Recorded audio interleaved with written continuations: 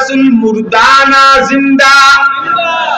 আহলে সুন্নাত ওয়াল জামাতের আকীদা আমরা যেহেতু পোষণ করি, আমাদের কথা হবে আমার রাসূল সশরীরে রওজায়ে জিন্দা আছেন।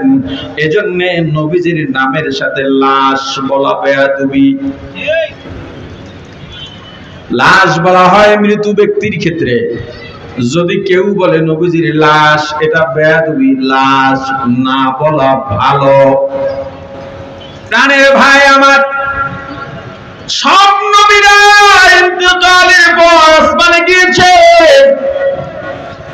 আমাদের নবী আসমানি জান্নায় উম্মতের মায়ায় প্রত্যেক উম্মত মারা যাওয়ার পর রওজার সঙ্গে একটা মহাসড়ক বানিয়ে দেয় রাসূলের সাথে সাক্ষাতের জন্য। আমার রাসূল উম্মতকে দেখবেন,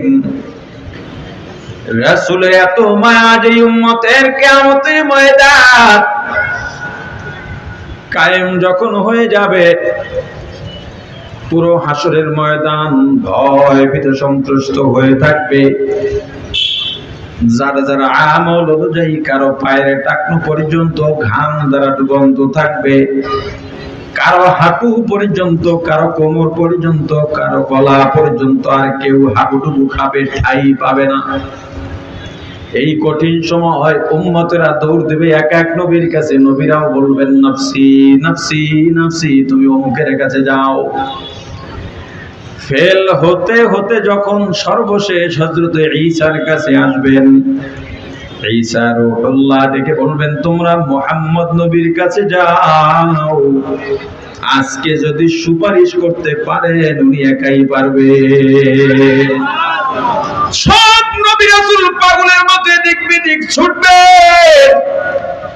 শুধুমাত্র মুহাম্মদুর রাসূলুল্লাহ সাল্লাল্লাহু আলাইহি ওয়াসাল্লাম সিজদা করে তখনও উম্মতি উম্মতি বলে ডাকবেন। এমন নবীর উম্মত হওয়ার পর তুমি রাসূলের জিন্দেগিটাই জানো না, যে ইসলাম আমার রাসূলের মাধ্যমে আল্লাহ দুনিয়ায় প্রতিষ্ঠা করে দিলেন, ওই ইসলামের অবদান সম্পর্কে তুমি জানো না। অথচ তোমার চোর, ডাকাত, দুর্নীতিবাজ নেতা মিথ্যা মিথ্যা অবদান সমাজে তুলে ধরতেছো। তুমি জানো তোমার নেতা কেমন, তুমি নিজেই মিরপুর বাজার দিয়ে চান্দা উঠাইয়া নেতারে পাঠাইছো, অথচ তুমি বলতেছো আমার নেতার চেয়ে ভালো চরিত্রের নেতা দুনিয়ায় নাই।